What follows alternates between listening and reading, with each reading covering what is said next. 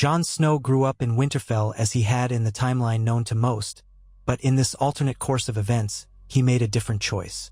On the day he stood in the courtyard, watching his father and half-brothers prepare to ride south, the vow to join the Night's Watch remained a mere notion in the back of his mind.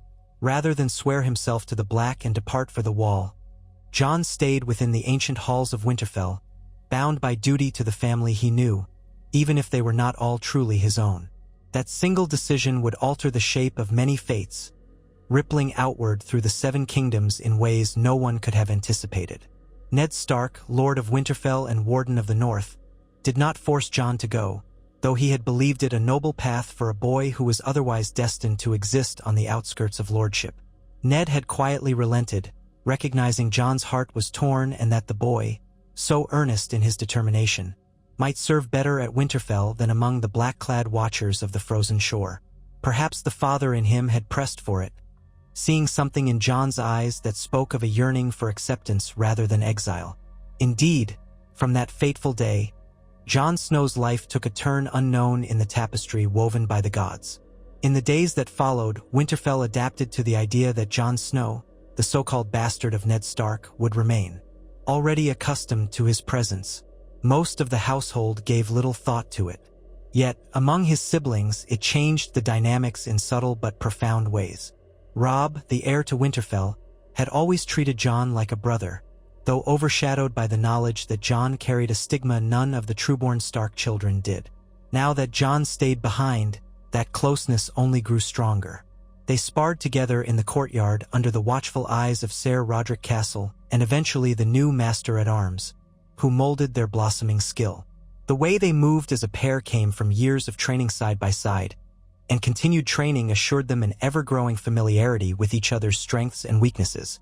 Sansa, who had once dismissed Jon with quiet indifference, now found herself catching glimpses of her half-brother in new lights. He carried himself with a certain somber nobility that, while unremarkable to her childhood eyes, carried a faint reflection of their father. There was an earnestness in him, a steadfast will she could not entirely ignore. Arya, on the other hand, delighted in her bastard brother's decision to stay. He had been the one to gift her needle, after all. With Jon in Winterfell, she felt a greater sense of belonging too, somehow less an outcast in this family of high lords and ladies. Bran, still young and agile in body and mind, admired Jon greatly, seeing in him the humility and skill that made for a strong warrior and a good man. Even Rickon, still toddling about, called him brother in that free and easy way only a young child might. Catelyn Stark regarded Jon with an unease that had not lessened over the years. He was still the living symbol of Ned's indiscretion, and with Ned gone on royal business, alongside their daughters, Catelyn was left in Winterfell to rule in the Warden's stead. As much as she wanted to banish Jon from her sight, she had only so much authority, and Ned had given explicit instructions that Jon was to remain. That friction manifested in small ways. The cold glances Catelyn cast Jon's way across the great hall, the short conversations, or the absence of a mother's warmth. Jon had never truly received it, but now, as a young man of near 17, he felt it more acutely. Instead of letting it embitter him, he channeled that sorrow into practice at the yard, into rigorous hunts with his half-brothers, into quiet walks with Ghost, the snow-white direwolf pup who had chosen him. Ghost had grown into a lean, silent presence, haunting the corridors of Winterfell like a phantom. Jon's wolf, like the boy himself, did not quite belong, but found a place nonetheless. Winterfell's daily rhythms continued, though overshadowed by the great shift in the realm. King Robert Baratheon had traveled to Winterfell seeking Ned Stark's aid as Hand of the King, a matter of politics and uneasy alliances. In this version of events, the king had still offered that role to Ned, and Ned, out of duty, still accepted. He rode south with daughters Sansa and Arya, leaving Robb behind to rule the north in his name. Bran fell from the tower, the terrible accident that left him broken in body but alive in spirit. The difference, of course, was that Jon Snow stayed in Winterfell rather than journeying to Castle Black. It was he who kept Bran company many evenings, talking quietly in the darkness of the boys' bedchamber. It was Jon who took part in the daily hunts and fishing excursions that the new caretaker, Maester Luwin, organized to keep the restless younger Starks occupied. It was Jon who grew closer to Robb with every spar in the yard, forging a bond that would be tested when the storms of war inevitably burst across the land. Word drifted north of trouble in the capital. Conflicts between the Lannisters, the king's growing irritability, and the tensions that always simmered in that nest of courtiers and vipers. Ned's letters came less frequently, then in hurried script, a sign that something was deeply amiss. Rumors of the dwarf Tyrion Lannister's capture by Catelyn Stark spread, followed by Lady Stark's hasty journey south. These happenings resonated through Winterfell like distant thunder. Jon, though not directly involved, felt the tremors as they shook the foundation of his family's power. He remembered all too well Ned's dire warnings, of the need for caution, of the North's precarious position in the face of Southern politics. Jon was not blind to how the world regarded bastards, or how they might regard him if the power of the Starks began to wane. Yet he found a sense of belonging among the soldiers, squires, and knights. They respected him for his skill with a sword and his calm leadership during times of crisis. He was not the heir to Winterfell, but he carried himself like a lord's son, measured in speech and sure of mind. He had a knack for bridging the gap between highborn commands and the men who carried them out. If he ever questioned his path, all he had to do was glance at Ghost at his side, a living symbol of the bond he shared with the House of Stark. Perhaps the gods had a plan for him that did not involve the Wall. One crisp morning, soon after Catelyn had departed to the south on that fateful venture, Jon was sparring with Robb in the courtyard. Grey wind snarled somewhere near the stables while Ghost stood watch at the yard's edge. Their breath steamed in the chill air. The ring of steel echoed off the walls. On the walls above, men of the watch towered, wearing Stark livery. The watchers included Theon Greyjoy, still a ward of Ned Stark, who smirked at the bastards' exchange of blows. Theon was quick-witted, and though he had a certain arrogance that grated on Jon, he was still a valuable ally, well-versed in archery and a cunning huntsman.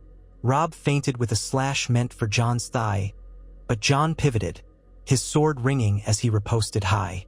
Sparks flew as their blades met. Robb grinned, eyes blazing with the thrill of the duel. Jon found himself grinning back. It was in these moments, sword in hand, sweat on his brow, that he felt most alive and accepted. The two circled each other, dancing to a rhythm hammered out by years of training side by side. At length, they lowered their weapons, panting, each acknowledging a stalemate for now. Theon clapped from the battlements and hollered down something witty that Jon only half heard. The entire yard sensed the bond between these two young men, bastard and heir, yet also brothers in every sense that truly mattered. As they caught their breath, Robb muttered, "You've gotten too good, Jon. I'll have to spend longer drilling if I'm to keep up." Jon, hair plastered to his forehead, gave a polite shrug. "Your arms are stronger than mine. You'll break my guard yet if you push me." Their light-hearted banter was cut short by Hullen, the master of horse, hurrying across the yard. He approached with a grave expression. "Lord Robb, Jon," he said, a note of concern heavy in his voice. "There's a rider approaching, wearing your father's colors, but he's flying them at half-mast." Robb and Jon exchanged worried glances. Half-mast could mean dire news or urgent tidings that demanded immediate attention. "Take me to him," said Robb, already striding away with the purposeful gait of one stepping into leadership. Jon kept pace. Ghost and Grey Wind followed, silent and menacing at their heels. They exited the courtyard to the outer gates. There, a tired-looking courier, cloak splattered with mud, reined in a heaving horse. The man's face was pallid, eyes red-rimmed from lack of sleep. He bowed his head, voice trembling with the weight of a message he clearly wished he did not bear. "My Lord Robb," he said, "I bring word from King's Landing. Lord Eddard Stark has been charged with treason." Shock thundered through the onlookers. A hush gripped the watchers, the stable hands, the guards on the battlements. The only sound in the courtyard was the restless stamp of the courier's horse and the faint whine from one of the direwolves. Robb's face drained of color, and Jon felt his heart clench. Ned Stark, a traitor to the crown? It was unthinkable. All Jon's life, his father had been the stalwart embodiment of honor. That the realm's capital now branded him a traitor was more surreal than anything Jon could have imagined. The courier continued, "They say he confessed to plotting against King Joffrey. The Lannisters hold him in the dungeons. Word is that Lady Sansa was forced to beg for his life. Arya's whereabouts are unknown." He swallowed hard. "King Joffrey demands that the North swear fealty, or Lord Stark will be executed." Robb's expression twisted between despair, fury, and determination. "Thank you for your service," he said to the courier, fighting to keep his voice level. "You shall be tended to." He looked to Jon, words unspoken but understood. They must rally the North, must gather their bannermen, must ride south, or see Ned Stark's head on a spike. This had been the impetus that, in another timeline, would have set a different chain of events in motion. Now, with Jon still at Winterfell, the shape of the conflict might shift in ways unmeasurable. In the days that followed, ravens flew to every corner of the North. Winterfell became a hub of activity, forging alliances, summoning lords, collecting weaponry. Robb Stark, at just 16, prepared to lead the North in war. His mother's absence weighed upon him, as she was presumably somewhere on the road with Tyrion Lannister as her prisoner.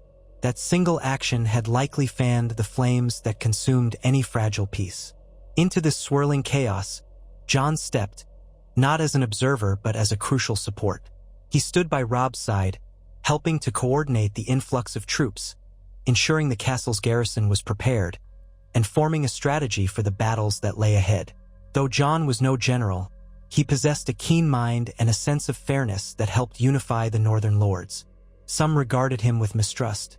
He was a bastard, after all, but others saw Ned Stark's steady influence in him and began to trust his counsel. Bran, still bound to his bed, watched these preparations with trembling excitement and worry. He wished he could join them, ride out at Robb's side as a proper brother. In the evenings, Jon would visit him and speak softly of the tasks that lay ahead. He told Bran stories of each lord, each house that rallied to the Wolf Banner, weaving in tidbits of heraldry and history that he had learned from Maester Luwin.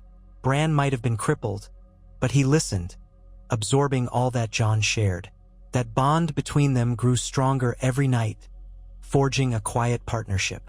Meanwhile, Rickon, barely old enough to grasp the severity of war, clung to whoever would console him, be it Robb or Jon, or even Osha, the wildling woman who now served in the castle.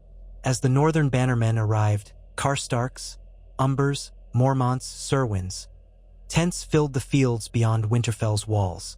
The courtyard thrummed with the clang of steel, the snorting of war horses, the shouted orders of sergeants.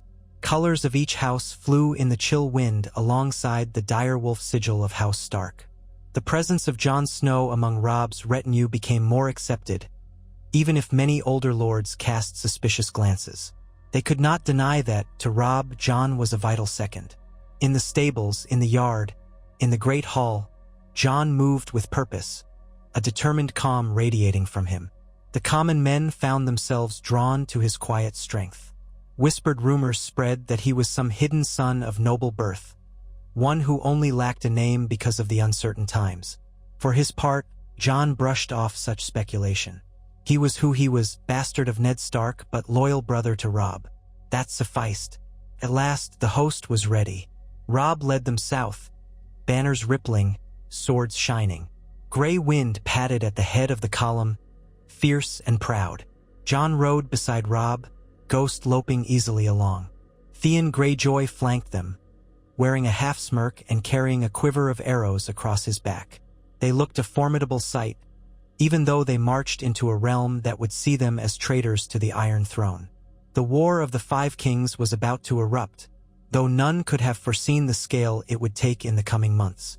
In the old days, Jon might have stood at the wall by now, learning the vow that would define his life's purpose. Instead, he found himself crossing the Neck, traveling through the boggy terrain of the Crannogmen, forging across the Trident, all in pursuit of an army that might save his father and avenge the wrongs done to House Stark. He felt torn, fear and excitement. He was no fool. War was no game. Already, small skirmishes left men wounded or dead. He saw the sharp reality of it in every encampment, every funeral pyre. Yet he was determined to fight for his family, to stand by his brother in the same way his father had stood by Robert Baratheon all those years ago. They reached Moat Cailin, the ancient fortress that guarded the northern border, and found it manned by only a token force loyal to the Starks. Passing through that stronghold reminded the men of their long heritage as kings in the north. At night, they lit campfires that glowed in the gloom, the sounds of wind and distant wolves howling across the plains. Around these fires, the men told stories of Winterfell's ancient days. Women followed in the baggage train, carrying supplies or tending to the wounded, their frightened eyes flicking to Jon and Robb whenever the talk turned to battles ahead. Eventually, the host emerged from the Neck into the Riverlands, Ned Stark's maternal homeland. Word of Lannister raids reached their ears. Tywin Lannister's forces burned and pillaged, while Jaime Lannister's host marched with lethal precision. Rumors came that the Kingslayer had seized Riverrun, or that he had laid siege to it. The Tully Bannermen called for aid, and so Robb Stark found himself not only marching to rescue his father in King's Landing, but also to relieve his mother's kin. This was the crossroad where strategy intersected with family loyalty. Some counseled caution and stealth, others demanded a direct assault to break the siege at Riverrun. Jon Snow listened carefully to the older lords, Roose Bolton's chilling logic, Great John Umber's boisterous boldness, the measured wisdom of Galbart Glover. Robb ultimately had to choose, and he listened also to Jon's quieter words. Jon recognized the Lannisters' numerical superiority. "If we strike foolishly, we'll be crushed," Jon observed quietly during one war council by the light of guttering torches. "We need to divide them, draw them out, with cunning, not just steel." Robb gave him an approving nod. That very night, they devised the plan to split the northern host. The Great Jon would cross the Green Fork, drawing Tywin's main army. Meanwhile, Robb would lead a smaller force west of the Red Fork to surprise Jaime's encampment at Riverrun. It was a bold plan that hinged on stealth and swift movement. The men prayed to the old gods that it would work. Before they parted, Robb turned to Jon. "I need you with me," Robb said, placing a hand on his brother's shoulder. "You're my calm in the storm, Jon, and if anything goes awry—" He trailed off, but Jon understood. If Robb fell, the host would need someone to rally behind, a Stark in all but name. Robb's words kindled a fierce loyalty in Jon's heart. He was determined that nothing would befall Robb if he could prevent it. When the day came for the crossing, the Great Jon led the bulk of the army east. Robb's smaller force slipped westward, traveling by little-known paths along the foothills. For several tense days, they skirted Lannister outriders, hiding their banners and moving only under cover of darkness. Jon's scouting was crucial in these times. Gifted with keen eyes and accompanied by the silent ghost, he would ride ahead, ensuring the path was clear. The men whispered about the ghostly figure gliding through the trees, a direwolf as white as the winter snows. Jon's presence became a talisman of sorts. At last, on a fog-shrouded morning, Robb's force approached Riverrun. They found Jaime Lannister's army encircling the castle. The Tully fish still flew from the battlements, but the defenders were clearly pressed to their limits. Robb ordered a swift assault, counting on surprise to disrupt the siege. Trumpets blared, horns echoed, and the northern men charged. Jon rode with Robb at the forefront, sword in hand, heart pounding. It was the first real battle he'd ever faced, an altogether different world from courtyard sparring. Chaos consumed the field. Arrows whistled overhead. Men screamed as steel bit flesh. Ghost and gray wind darted among the ranks, savage and quick, toppling men from their feet, sowing terror wherever they appeared. Jon fought with a single-minded focus, parrying a thrust from a Lannister footman before slicing across the man's chest. Blood sprayed onto the grass. Another soldier rushed him, and Jon whirled, burying his blade in the man's neck. The brutality of it threatened to overwhelm him, but he pushed the shock aside. This was for his father, for his family. He had to survive. Amidst the melee, he caught glimpses of Robb, his sword flashing in the sunlight, hair red with both blood and the reflection of the dawn. Theon's laughter rang somewhere behind him, twisted with the thrill of combat. The Lannisters fought hard, but they were disoriented by the surprise attack and outflanked by the Tully garrison that seized the chance to sally forth from Riverrun's gates. Soon, the field was awash with struggling men in red and gold. Gaining momentum, the North pressed them back. In the thick of it all, Jon found himself face to face with a knight clad in gilded armor, a lion's head on his surcoat. Their swords clashed violently, sparks arcing through the morning air. The knight was skilled, driving Jon back step by step. Jon parried desperately, feeling his arms strain with every impact. He sidestepped a thrust, tried to slash at the knight's flank, but the man pivoted smoothly. For a moment, they locked eyes through slitted visors, each seeing the other's determination. Jon was no knight, but he'd trained hard, and his direwolf was near. With a snarl, Ghost leapt into the knight's blind spot, knocking him off balance. That was all Jon needed.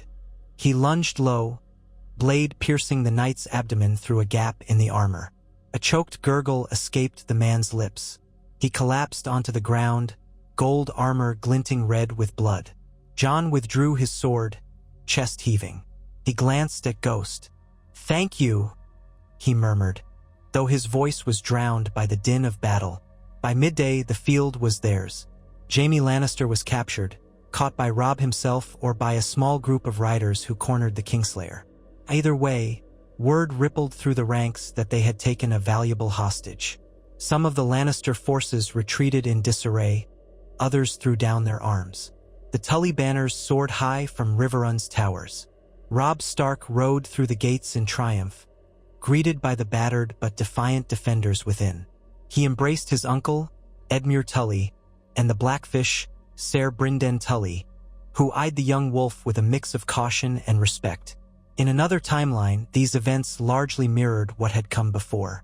But now, Jon Snow was at Robb's side, spattered in mud and blood, a silent ghost who followed the young lord inside. In the aftermath, Robb convened his war council in Riverrun's Great Hall. Jaime Lannister, bound in chains, was paraded inside and kept under guard. The lords argued about how to proceed, whether to ransom Jaime for Ned Stark's life, or to press their advantage and storm King's Landing. Some saw the Lannisters' hold on the throne as tenuous. Others insisted that, with Jaime in hand, they had the upper hand in negotiations. Tensions flared, tempers ran hot, but eventually Robb quieted them all. He wanted to free his father above all else, but he would not risk their entire campaign on blind trust in Cersei or Joffrey. Jon stood behind Robb's chair, arms folded, trying to project calm. He watched as the great Jon boasted of the victory, as Roose Bolton's quiet voice dripped with calculating menace, as Edmure Tully argued for immediate retaliation to drive the Lannisters out of the Riverlands. The Kingslayer himself, kneeling in chains, sneered at them, so certain that Tywin Lannister's next move would crush the Northern Rebellion. Yet Jon saw a flicker of doubt in Jaime's eyes. This was not the easy campaign the Lannisters might have expected. In the end, Robb decided on a cautious negotiation. Send word to King's Landing that they had Jaime Lannister, that they would trade him for Lord Eddard Stark and the girls. But in the meantime, they would strengthen their position, gather more allies, and ensure that if the Lannisters betrayed them, they would pay dearly. Messages were dispatched by Raven. Scouts rode in all directions. And all the while, Jon, ghost-like, roamed the corridors of Riverrun, ensuring that the men were well provisioned, that morale stayed high. He visited the wounded, tried to comfort them despite his own nightmares of the recent battle. The memory of blood and dying men weighed on him, but he pressed on. This was war, and they had to stand firm. Days turned into weeks. No meaningful reply came from King's Landing. Instead, fresh rumors arrived. King Robert Baratheon was dead, Joffrey now sat on the Iron Throne, and Ned Stark, forced to confess to treason, was executed publicly on the steps of the Great September of Baelor. The news fell upon Robb and Jon like a hammer blow. In the Great Hall, the courier who brought the tidings trembled as he delivered them. Sansa Stark was apparently still a prisoner of the crown, forced to watch her father's death. Arya's whereabouts remained unknown. A stunned silence pervaded the hall as the truth sank in. Ned Stark was dead. Jon felt an icy hollowness open in his chest. His father, the man he admired most, gone in such a brutal, senseless act. He saw Robb's face contort with grief, raw and choking. Lords hammered the tables and roared for vengeance. The great Jon brandished his sword, shouting about revenge on the Lannisters. Others bellowed for Joffrey's blood. Theon glared at Jaime Lannister in chains, eyes gleaming with fury. Jaime only stared back with stony composure. He had not swung the sword that took Ned Stark's head, but he was still Cersei's brother, still part of the family that oversaw the tragedy. For a long moment, Jon stared at the floor, fists clenched, trying to hold back tears. He thought of the last time he had spoken to Ned, the half-revealed truth of his parentage, something that Ned had promised to tell him someday. Now, that secret was gone to the grave. Jon's sorrow turned to anger. He glanced at Robb and saw the same fierce determination there. A hush fell over the Northern Lords as they realized that the time for half measures was over. It was in that hush that the Lords of the North began to proclaim Robb Stark as king in the North. One by one, they bent the knee, chanting the old titles from when the North was an independent kingdom. The King in the North! The King in the North! The hall shook with their voices. Robb, tears still on his cheeks, rose and accepted the crown of war and vengeance. Jaime Lannister was made to watch, a captive witness to the birth of a new king. A new piece of the realm was fracturing off from the Iron Throne, and Jon Snow stood at Robb's side, heart pounding with conflicting emotions: grief, anger, pride, and a sense of displacement. In another life, he might be taking vows at the wall, but here he was, witnessing the reemergence of the Kings of Winter. Jon felt the eyes of some lords flicking his way, uncertain how to treat him. Was he a prince's bastard? A general in the new king's army? But none could deny that he was as close as a brother might be to Robb. If Robb was now king in the North, what did that make Jon Snow? The next day, in the courtyard, with Jaime Lannister bound in chains, Robb convened a smaller meeting. Jon was there, also Edmure Tully, the Blackfish, Roose Bolton, the Great Jon, and Theon. They discussed what to do with the Kingslayer. Some demanded his head as payment for Ned's death. But Robb refused, not because he did not want vengeance, but because Jaime remained a valuable hostage for Sansa's safety, and for any negotiations that might follow. The lords then debated their strategy. Should they attempt to rescue Sansa, march on King's Landing, or hold fast in the Riverlands, forcing the Lannisters to come to them? The war had only just begun, and winter remained always a looming threat in the background. Jon listened, forcing himself to remain calm while inside he seethed over his father's execution. The night after the meeting, he slipped away to the castle's godswood, seeking the ancient weirwood at the water's edge. The face carved into its bark stared blankly, tears of red sap dripping into the pool below. Jon knelt before it, ghost at his side. He did not know what prayers to say. The old gods had not saved Ned Stark, had not spared him that cruelty. Yet here Jon was, alive and in a position to fight for vengeance. That had to mean something, surely. He bowed his head, letting the wave of grief wash over him. The memory of Ned's voice echoed in his mind, telling him to be honorable, to do what was right, to live up to the legacy of House Stark. Perhaps, bastard though he was, he could still strive for that. 2 days later, they received word that Tywin Lannister's main host had defeated the Greyjoy's force at the Green Fork, though not decisively. Many men were lost on both sides. Tywin was regrouping, pulling back to Harrenhal, that cursed fortress of blackened stone. The path to the north was open enough for the moment, but the Lannisters remained a threat. Meanwhile, the Iron Islands stirred under Balon Greyjoy, Theon's father, who saw opportunity in the North's rebellious stance. Rumors whispered that the Greyjoys might launch raids on the northern coast, aiming to carve their own kingdom out of the chaos. Robb needed to consolidate his power, and quickly. Faced with these crises, King Robb turned to Theon Greyjoy, hoping to secure an alliance with the Iron Islands by sending Theon home as an envoy. It was a fateful decision. Jon voiced his reservations, recalling the uneasy jokes Theon sometimes made about reaving the North.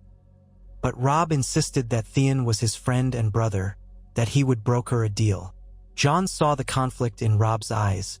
He wanted to believe in Theon's loyalty, but he knew the Greyjoy ambition was not so easily leashed. Nevertheless, Theon rode off with a small escort, determined to bring his father's ships to their cause. Then, once affairs in the Riverlands were momentarily secure, Robb decided they needed to move north. The situation with the Iron Islands, combined with the fact that they had achieved their major objective of freeing Riverrun, spurred them onward. They would leave Riverrun with a contingent under Edmure Tully's command, while the king in the north took the remainder back to the Neck, hoping to secure his home territories against the threat of Ironborn raids. "I will not let the Lannisters, the Ironborn, or anyone else threaten our homes," Robb proclaimed. "We have declared our kingdom. Now we must defend it." Jon rode with him, now more tightly bound to him than ever by Ned's death. As they turned their warhorses north, they left behind a battered Riverlands in the hands of Tully lords. The blackened fields and burned villages bore testament to the cruelty of war, and the refugees trailing behind the army reminded Jon of the cost of this conflict. He offered them what comfort he could, sharing scraps of food, giving away a cloak now and then. In that, he glimpsed Ned's compassion for the small folk. A lord was supposed to protect them, and if Jon was not a lord, he could at least act like one in times of hardship. Their journey north was eerily calmer than their southward march. They found no large Lannister host waiting for them, though scattered outriders occasionally skirmished. Scouts brought rumors that the Vale Lords, under Lady Lisa Arryn, would not join the war, leaving the Eyrie sealed tight in its mountain fastness. That caution or cowardice left the north without a potentially vital ally. Robb chafed at the inaction. Their path home was slow but steady, overshadowed by the heartbreak of Ned's absence. On a chilly dusk, they made camp near the ruins of an old holdfast. A bitter wind scoured the camp. Men huddled around fires, cooking what meager rations they had. Jon, ever restless, prowled the perimeter. He found Robb sitting by a small blaze, gray wind curled at his feet, a letter in his hands. The letter was crumpled, as though read many times. Robb gestured for Jon to sit. "News from Sansa," he murmured, voice thick with guilt and sorrow. "She's still at King's Landing, forced to watch that boy king. Her letters are heartbreakingly meek, as though she's frightened of every word she commits to the page. She begs me to make peace, says Joffrey will show mercy." Jon felt anger twist in his gut. Mercy? Joffrey has no mercy. He remembered the rumors, how Joffrey had tormented Sansa after Ned's execution. It made his blood boil. Robb's gaze flickered to the dancing flames. "I know, but she's my sister. If I don't do something, she's alone there. Arya might be out there somewhere. I hate feeling powerless." Jon placed a hand on Robb's shoulder. "We'll find a way to free her. You're not powerless. You're king in the north." The words felt heavy on his tongue. King. If Ned had lived, perhaps none of this would have come to pass. Perhaps they would all still be a family in Winterfell's halls. But war had taken that future away. They reached Moat Cailin some weeks later to find it reinforced against possible southern incursions. Beyond it lay the true north, wide and fierce. The men raised a ragged cheer upon crossing back into their homeland. Yet their triumph was short-lived, for soon ravens arrived with dire news. The Ironborn had attacked the stony shore, burning villages, capturing Torrhen's Square. Balon Greyjoy had crowned himself king of the Isles and the North. The betrayal cut deep. Theon Greyjoy had apparently aided his father's designs, turning cloak on the Starks who had treated him as a friend for years. Robb's face darkened with rage upon reading that dispatch. "He betrays me after all I've done for him," he said, voice shaking. "He's taken Winterfell, Bran and Rickon. The letter says they fled, but no one knows what's become of them." The news struck Jon like a physical blow. Bran and Rickon in danger, possibly captured or worse. Theon had marched into Winterfell with iron-born reavers, seizing the ancestral seat of the Starks. All the while, they had been busy fighting Lannisters far to the south. Jon wanted to ride for Winterfell immediately, but Robb held him back. "We must be smart about this," Robb insisted, though his own anguish was clear. "We have fewer men than we started with, and we're spread thin. We can't simply gallop into a trap." At Moat Cailin, they spent precious days gathering intelligence. They learned that Theon's hold on Winterfell was tenuous, but he had hostages. Several loyalists had barricaded themselves in outlying keeps or fled into the Wolfswood, launching small raids against the Ironborn. The North was fracturing under the combined weight of war with the Lannisters and this new front opened by the Ironborn. The morale among the men sagged with the knowledge that their own home was under threat. Robb convened a council that included Jon, Roose Bolton, and the other prominent lords still with them. "We must retake Winterfell," said Robb, slamming a fist on the rough wood table. "Whatever else we do, we cannot let an usurper hold our seat. The North will never follow a king who can't keep his own castle safe." Bolton, with his unsettling calm, proposed a cunning plan. He offered to send his bastard son, Ramsay Snow, to lift the siege. That suggestion stirred uneasy murmurs. Some said Ramsay was notorious for cruelty, but others insisted that Bolton's forces were numerous, and it might be the most direct route to reclaiming Winterfell. Robb hesitated, glancing at Jon, who wore a troubled frown. The name Ramsay Snow was known to Jon as well, though he had never met the man. Another bastard in the North, but one with a far darker reputation. Still, they had few options. The pressing question was whether to place the fate of Winterfell in the hands of House Bolton's forces, or lead the assault themselves with the men they had left. Jon argued that they should return in force, that the men would rally around Robb. "Winterfell is our home," he said quietly. "It's a symbol for the North. If you lead the charge, the Loyalists will rise up. Even if we do not have the largest army, we have the rightful king. That matters here." Others nodded in agreement, while Bolton gave that thin-lipped smile that did not reach his eyes.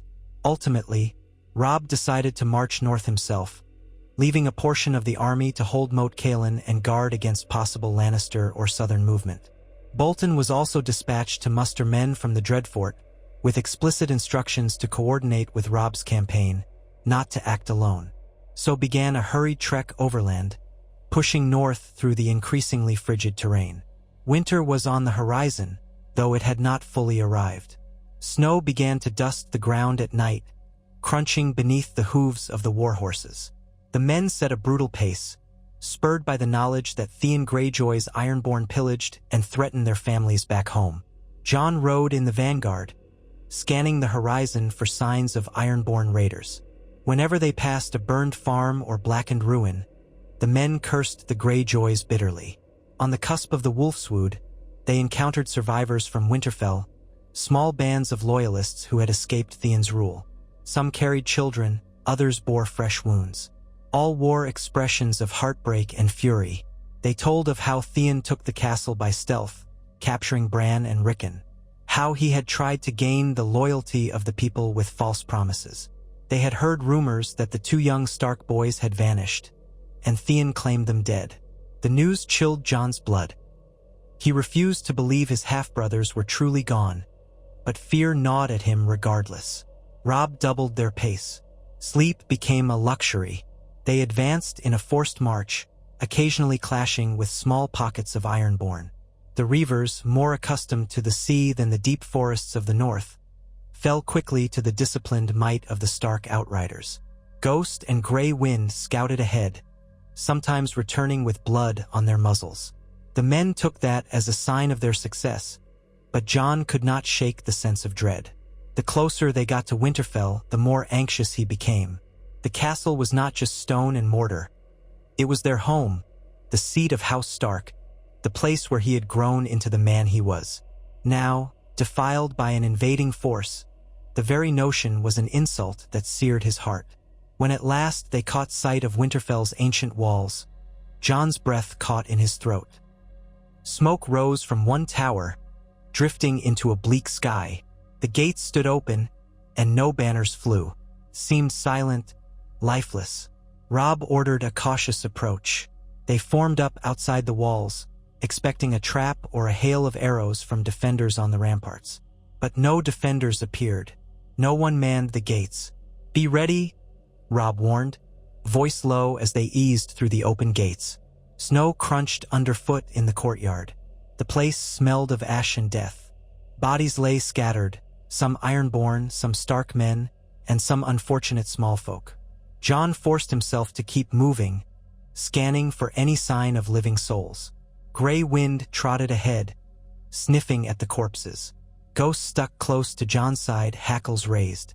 Within the keep, they discovered that Theon Greyjoy was gone. His men either fled or dead. Someone else had sacked the place after the Ironborn took it. A savage assault that left few alive. A handful of traumatized survivors emerged from hiding, relating a tale of horror. A force led by the Bastard of Bolton had arrived, cunningly wearing Stark colors at first, only to betray Theon's men and put them all to the sword. They had burned buildings, slaughtered the Ironborn, and left the castle in flames. Among the casualties were some of Winterfell's own folk. The Bolton men had ridden away afterwards, leaving nothing but devastation. Jon and Robb exchanged horrified glances. Robb had never given the order for such a bloodbath. Bolton had apparently acted on his own. Now Winterfell lay in ruins, smoldering with no sign of Bran or Rickon. The survivors had no definitive answers, only rumors that the boys might have escaped into the Wolfswood with Hodder and a wildling woman. A wave of relief washed through Jon. Bran and Rickon might yet live. But that relief was overshadowed by the heartbreaking sight of Winterfell's crumbling towers and blackened walls. The seat of House Stark, the symbol of the North's unity, lay broken. That night, King Robb pitched his tent in the courtyard, as if refusing to abandon Winterfell even in its ruined state. Jon slept nearby, or tried to, though the howling wind echoed in the empty halls. He saw the great hall that once warmed them in winter, now scorched.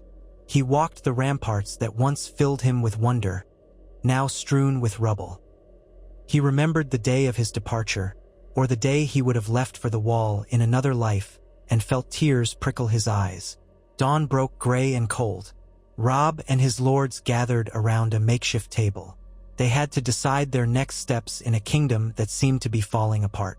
The Bolton's treachery signaled that not all northern houses were united under Robb's rule.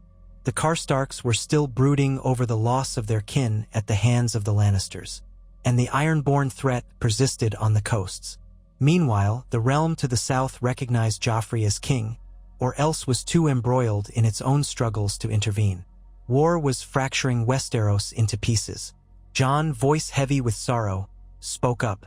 "We must find Bran and Rickon. Without them, the Stark line is in jeopardy. You are our king, Robb, but we need them safe.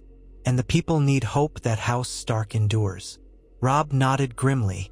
"Yes, I'll send out search parties into the Wolfswood. See if we can track them." He looked around at the half-collapsed courtyard, took a deep breath.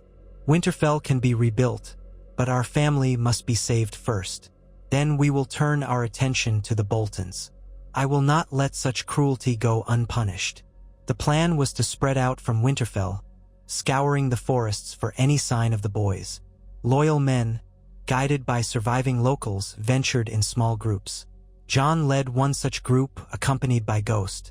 The direwolf's keen sense of smell might pick up a trail. For days they ranged through the Wolfswood, calling for Bran and Rickon, scanning for footprints or clues. The forest was vast, thick with pines and hidden ravines, and the increasing cold promised that winter was indeed coming. Supplies began to run low. One windy afternoon, Jon's group came upon a large weirwood tree near a stream. Ghost stiffened, ears pricked, and bounded ahead. Jon followed, heart pounding with the hope that maybe, just maybe, he'd find his brothers there. He found only the remnants of a small campsite. Footprints, scattered ashes from a fire, scraps of cloth. One scrap bore a small embroidered wolf's head. Jon knelt, picking it up with trembling fingers. It was the sigil of House Stark. Had Bran or Rickon been here, Or was it just some loyal retainer? Ghost sniffed around, but the trail was days old. Jon pressed on, searching every clearing, every small cave, but found nothing more. Despair coiled in his chest. He rested that night in the hollow of a fallen tree, drifting into uneasy dreams. He saw fleeting images of Ned's face, stern and proud, then the towers of Winterfell engulfed in flames, then his younger brothers calling out to him from the darkness. He woke with a start, the only sound the moaning wind outside. Ghost lay curled at his feet, eyes alert even in slumber. In a week, they returned to Winterfell empty-handed. Other search parties arrived, with equally fruitless results. Some men were lost to the wilderness, never returning. The gloom around the ruined castle deepened. Robb had no choice but to accept that Bran and Rickon were gone, though he refused to declare them dead. "They may still be out there," he insisted, though the words sounded hollow. Tensions flared among the men, as some lords demanded immediate retribution against House Bolton. Others insisted on dealing with the Ironborn first. Some argued that they should accept a negotiated peace with the Lannisters so that they could focus on internal strife. Robb, weary beyond his years, finally summoned Jon to his side. "Brother," Robb said, voice low, "I need your counsel. The North is in chaos. My lords are at each other's throats. The castle is in ruins, and I have no idea where Bran and Rickon are. Every day, more men desert or turn their loyalties to whomever they think can protect them." Jon hesitated, unsure how to counsel a king. "We must unify them. Show them that House Stark is still strong. We need allies, maybe even from the south." Robb's eyes flickered with a cold reflection. "Riverrun is under siege again, this time by Gregor Clegane, or so they say. The Tyrells have thrown their might behind King Joffrey, forging an alliance with the Lannisters. Stannis Baratheon wages war in the Stormlands, and Renly Baratheon is dead. There's chaos everywhere." He dragged a hand across his face, as though wiping away his last reserves of hope. "The old alliances are shattered. If we do not find new alliances, the North might be overrun." Jon lowered his gaze. For a moment, an idea flitted through his mind about the Night's Watch, how they were sworn to be neutral and hold back the darkness. But that was a life he did not choose, nor was it an option now. "Perhaps we should treat with the Night's Watch for assistance," he said quietly, almost to himself. "Though they have few men to spare, rumor has it they face their own troubles beyond the wall." He paused, recalling the old tales of White Walkers and Whites. The real threat might be out there in the far north. Robb gave a hollow laugh. "Threats all around us, Jon. What a realm we live in." He exhaled slowly, and his gaze hardened. "We'll gather what strength we can, fortify Winterfell as best as possible for the winter. We'll punish the Boltons for their treachery, and we'll do what we must to bring the North together. Then, if the Lannisters march on us, we'll be ready." They set to work, clearing the rubble, rebuilding fortifications where possible, calling the bannermen to reaffirm their oaths. Some answered, others sent only partial support. The Boltons remained a looming presence, silent for now, but undoubtedly biding their time. Robb's men, demoralized and exhausted, labored in the biting cold. Winterfell's walls still stood for the most part, though many towers were blackened husks. The great keep had partially collapsed, and the crypts below the castle felt more haunting than ever, as if the ancient kings of winter stirred in their tombs, outraged by the castle's desecration. Meanwhile, Jon helped coordinate the survival of the small folk, distributing what food stores remained, organizing hunts in the Wolfswood. He formed a cadre of younger men who proved adept at scouting and foraging. He felt a grim sense of responsibility. So many men died at war. The realm was in chaos. At times, he wondered if it would have been better to go to the wall, to join the Night's Watch, to keep himself out of these battles. But then he remembered that if he had, no one would be here to stand beside Robb, or to search for Bran and Rickon, or to ensure that the people of Winterfell did not starve as winter closed in.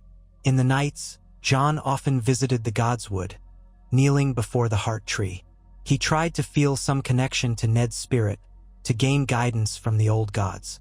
Sometimes, Ghost prowled the edges of the grove, silent as his namesake. In those moments, Jon recalled how his father once told him about the quiet power of the old gods, how they listened in places like these.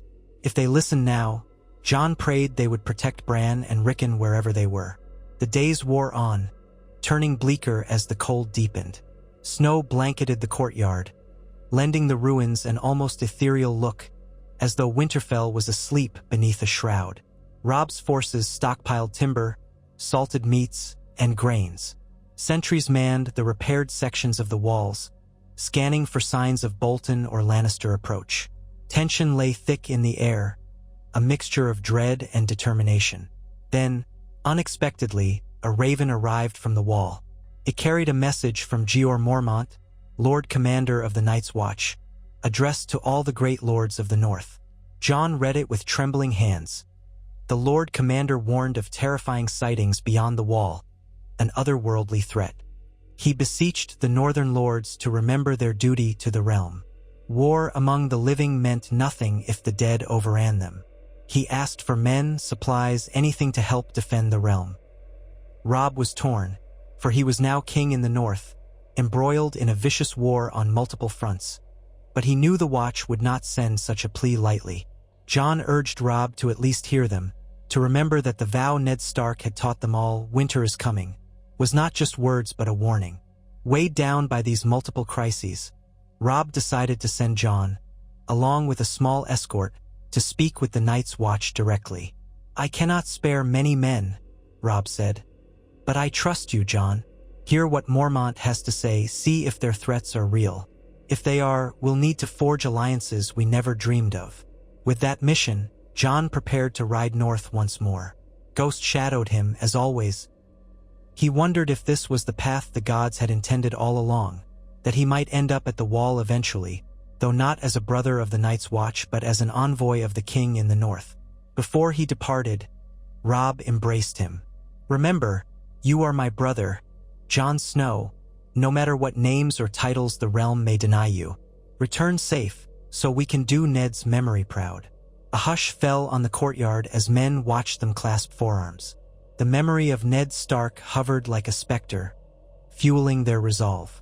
So Jon Snow set forth for the Wall, leading a small party of riders through the bitter cold, each man clad in furs. The road grew increasingly difficult as they passed the last hearth and continued north. The Umbers provided them with some supplies, though they had little to spare with the war's demands. Stories of wildling raids flitted through the small villages. Many folk had fled south, fearing something far worse lurking in the haunted forest. The chill air gnawed at them day and night, but Jon pressed on, guided by his sense of duty and the echoes of Ned's teachings. At last, the immense wall loomed before them, a monolith of ice and stone, shimmering in the winter sun. They approached Castle Black, greeted by black-clad sentries who eyed them warily. Jon felt a surge of conflicting emotions as he gazed upon the familiar ramparts he had once expected to call home. Instead, he arrived as a messenger from a king, accompanied by a handful of Stark men. The gates opened, and Jon Snow, who might have been a brother of the Watch, rode in as something else entirely. Lord Commander Mormont met them in the courtyard, face grim. He noted Jon's presence with a flicker of recognition. He had known of Ned Stark's bastard, had likely expected Jon to join them. Now he saw a man shaped by war, carrying the burdens of a kingdom in turmoil. "You came," Mormont said simply, leading them inside where a fire crackled. "I wish our news was better." They sat around the table, Mormont in his furs, Jon in his battered armor, flanked by his men. Mormont spoke of the Whites and White Walkers, of the growing army of the dead beyond the wall, of villages emptied, of the disappearance of so many rangers. He told Jon that the Watch was stretched to its limit, that they had only a fraction of the manpower they needed to hold the 100 leagues of the wall. "We need help from every corner of the realm," Mormont declared, "or all your wars will amount to nothing once the White Walkers come." Jon listened, heart pounding, the memory of old stories and half-forgotten nightmares dancing through his mind. He felt the weight of the realm's future in that moment. War with the Lannisters, the Ironborn invasion, the treachery of Bolton. None of it would matter if the dead walked among the living once again. He rubbed his face, exhausted. "I'll bring your plea to my brother, the king in the north," Jon said finally. "We have problems enough, but we cannot ignore this threat." Mormont nodded solemnly. "Good. I ask you to see for yourself if you have the stomach for it. Tomorrow I ride to the Shadow Tower for a council with our commanders. If you wish to come, you'll see the scale of what we face." And so it was that Jon Snow found himself at the very threshold of the life he had once thought destined for him, yet under vastly changed circumstances. That night, he roamed Castle Black alone, the chill wind biting at his cheeks. He stood on top of the wall, gazing north across the endless expanse of ice and forest, haunted by the knowledge of what might be stirring out there. He wondered if any of this would have been different had he truly taken the Black. Would Ned Stark still be alive? Would Winterfell remain unburnt? Perhaps not. The gods played their games in mysterious ways, weaving fate with threads of duty and desire. He turned his face south, looking past the icy desert, imagining the battered towers of Winterfell, the proud figure of Robb Stark, crowned in snow, striving to hold the North together against all odds. Jon closed his eyes and said a silent prayer. He prayed for Sansa, captive in King's Landing, for Arya, missing and alone in the wild, for Bran and Rickon, lost children in a world that devoured innocence, and for Robb, who bore the mantle of kingship too early. Above all, he prayed for the North, for the living, who were about to face a darkness beyond any war of men. Jon Snow stayed there in the biting cold for a long time, balancing between two worlds, the realm of politics and war he had been thrust into, and the ancient duty to guard humanity from the horrors that lurked beyond the wall. Ghost stood beside him, silent, ever watchful. When Jon finally descended from the wall, he carried a renewed resolve. He would do whatever he must to protect his family, his people, and perhaps the entire realm. Bastard though he might be, he was still Ned Stark's son in spirit, shaped by the honor and love he had learned in Winterfell. What if Jon Snow had never taken the Black, remaining at Winterfell as Ned's bastard? He would find himself at the heart of the war-torn realm, bound to the fate of the North. He would stand beside his brother Robb, see their home destroyed, endure the losses of their family. Yet in that crucible of heartbreak and bloodshed, Jon Snow would learn that duty could lie in many forms, and that every path, chosen or not, could lead him to the same inevitable confrontation with the threat that loomed over them all. In the harsh chill of Castle Black's courtyard, he understood that his presence here was no accident. The gods had set him on this course, and Ned Stark's spirit guided him still. If there was a chance to save the North and perhaps the entire realm from the horrors beyond the wall, Jon Snow would take it, no matter the cost.